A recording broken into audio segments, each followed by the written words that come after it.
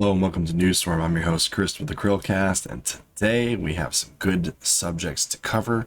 Just want to get you guys started with, make sure you guys like this video, comment down below your thoughts on the subject at hand, and make sure you guys subscribe if you like the way we cover the news with Newstorm. All the news that you choose. Alright, so today's poll, let's get into it. So here we are, the next Newstorm segment drops in approximately an hour. That was earlier today. That was the Newstorm topic about the Nintendo Switch Online service and whether it is worth it. Okay, so this is the topic options for today. In first place, PS4 production is set to continue through 2022, as if that's a surprise. All Xbox One consoles have been discontinued. Again, as if that is a surprise, that is the second place. Those two were far and above ahead. Taking about 71% of all votes. In third place, we have the Xbox 360 Halo servers are shutting down. Not surprised. In fourth place, we have the new Nintendo Switch accessories by PDP. They look pretty interesting. I'm quite intrigued to see what they do with that. And then Take-Two is going to buy Zynga for Farmville, which is really bizarre, but that got last place. We're not going to talk about it. We're going to move right on to PS4 production is set to continue through 2022. Okay. So this is a little bit of a long-winded explanation, so just bear with me. We're actually going to cover both of these topics in this one video. The reason why I keep saying that Xbox One consoles being discontinued this early into the next generation is not surprising, is because that's always been the way Xbox has operated. When we look at this, right? Xbox, the original one, came out November 15, 2001. It was discontinued 8 years later in 2009, but in all other nations, 2006, 2007. Okay, so just keep that in mind as we move forward. Thought I had a thingamabobber at the bottom here to scroll. Apparently not. I'm not sure why I can't scroll here. Let's refresh here. Can I scroll on the bottom of this? Oh, here's the scroller. Okay. So the Xbox 360 launched in 2005. Shortly before it was the original Xbox was discontinued in multiple countries, like a year or two before that, with the longest holdout being the 2009 discontinuation in the United States. Holy cow. Sorry, guys. The Xbox 360 launched in 2005, November 22nd in the US, and it was discontinued worldwide on April 20th, 2016.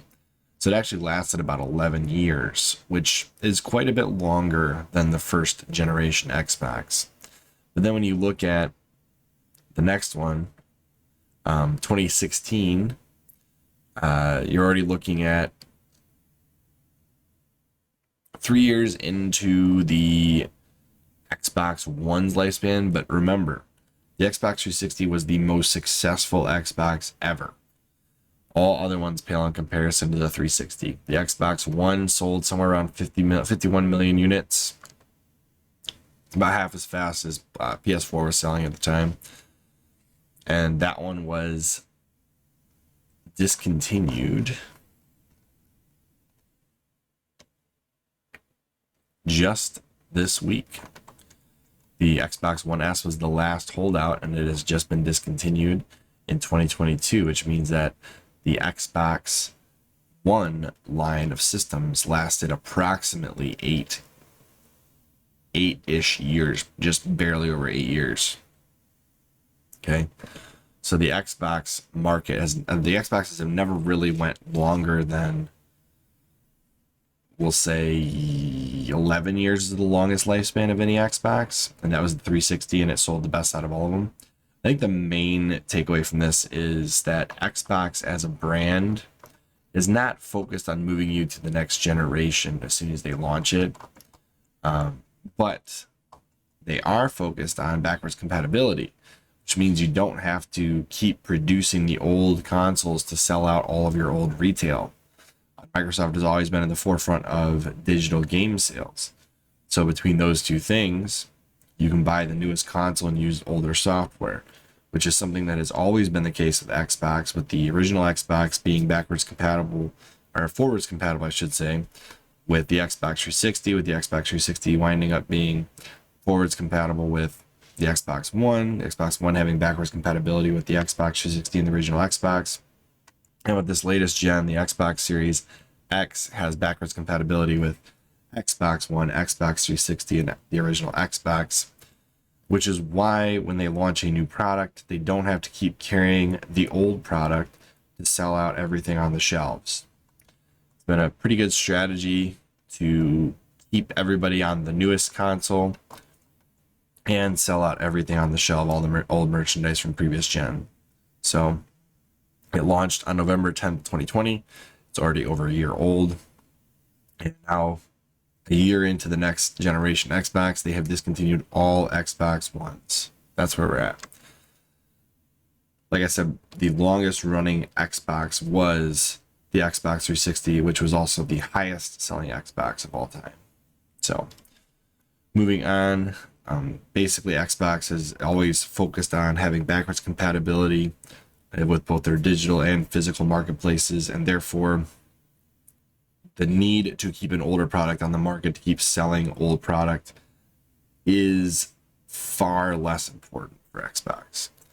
PlayStation, on the other hand, starting with the PS1, the first PlayStation console had a lifespan of 12 years on the market with a redesign in about midway through the life cycle.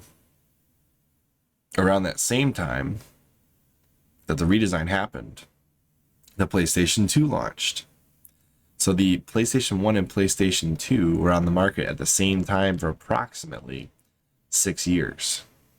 I mean, that's a pretty long time for the PlayStation 1 to be on the market with its next gen console. PlayStation 2 had a lifespan of 13 years. I mean, it made it like 6 years into the lifespan of the PS3, if I remember correctly. Sony kept the PlayStation 2 on the market for about as long as the PlayStation 1 was on the market, with a next-gen console already available. With the PS3 launching in 2006, even longer, 7 years on the market of the PS2. The lifespan of the PlayStation 3, which is actually the lowest selling Sony console yet, if you don't include handhelds. We're not going to talk about the Vita. They kept that one on the market for 11 years. 11 years, and it's their lowest selling product. Keep that in mind. The Xbox 360 made it 11 years, and that was Microsoft's best selling product. Okay. Lowest selling product stayed on the market for 11 years. And it shared the market with the PlayStation 4 for approximately 4 years. Okay. PlayStation 4, 116 million units shipped, 106 million sales. It was launched on 2013, November 15th, 2013. So this has been on the market for 8 years so far, and it is the second best-selling Sony console of all time. So do I expect them to pull this off the market? Well, I think this one is the most likely candidate to get pulled off early for a Sony console, only because the PlayStation 5 is basically fully backwards compatible with all PlayStation 4 titles. So the need to keep the older console on the market to sell older retail physical copies and old digital copies that don't work on the PS5 is far less important in this generation. But in all previous generations, Sony has kept their old console on the market and basically sold out all of retail. Everything that was available, sold, done.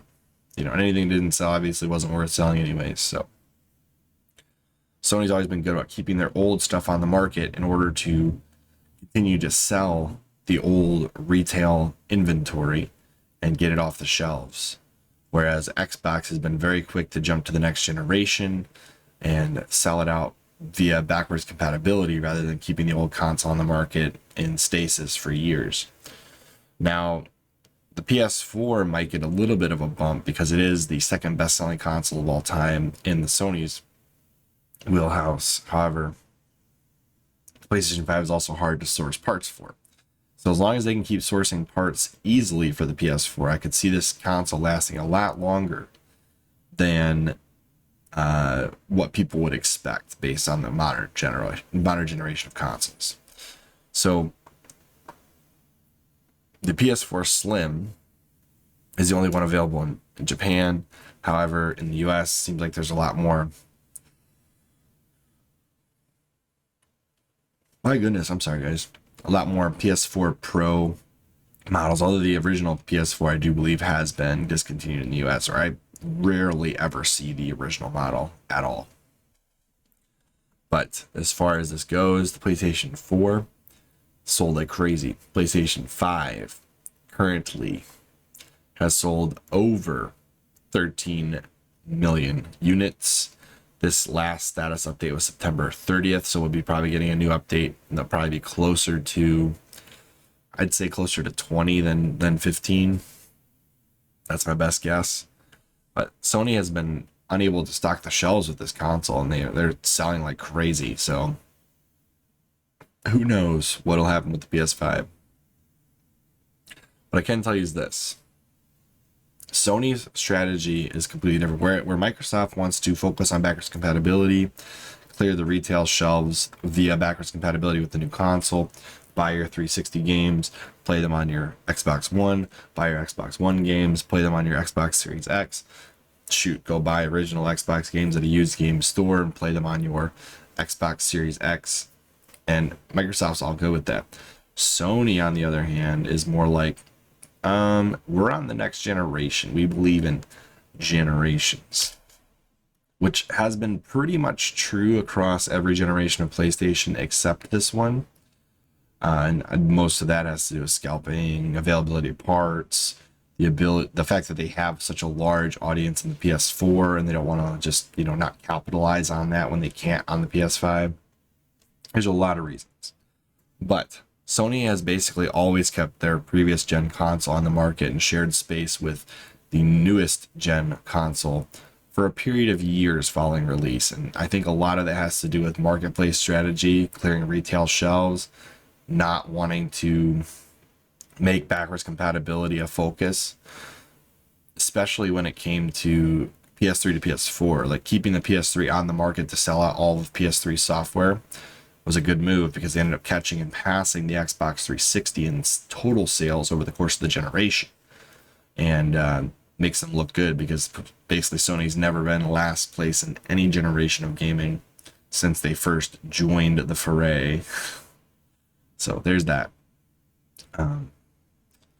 I'm not surprised the PS4 is going to stay on the market. There's plenty of games out there for the PS4. There's plenty of people willing to buy games for the PS4. There's plenty of people still producing for the PS4, including Sony. Why would they remove the ability for people to buy the cheaper console and then break into the Sony market?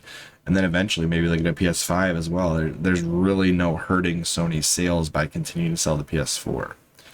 Xbox, on the other hand, there's really no reason to keep selling the old consoles.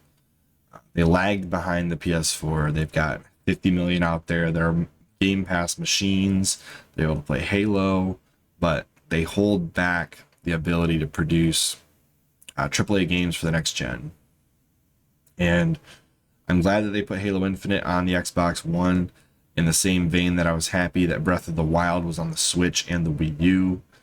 But I can definitely tell you that going forward, that should not be the expectation. Going forward, most games will likely be optimized for the Series S and the Series X. You will no longer see games that are specifically developed for the Xbox One X, the Xbox One S, the Xbox One VCR. And that's okay. That's just kind of how Xbox's strategy goes. What you can expect, though, is that the backwards compatibility program will continue to hold out strong for these older consoles. So the Xbox One will still have all the backwards compatibility that it had prior to the next gen launch, and it'll retain that going forward. There's no reason for them to remove that. Also, they could turn these older machines into a cloud machine where you can cloud game an Xbox Series X system at Microsoft's lab, but there's no reason for them to keep producing these old consoles. They have a cheaper option, the Xbox Series S.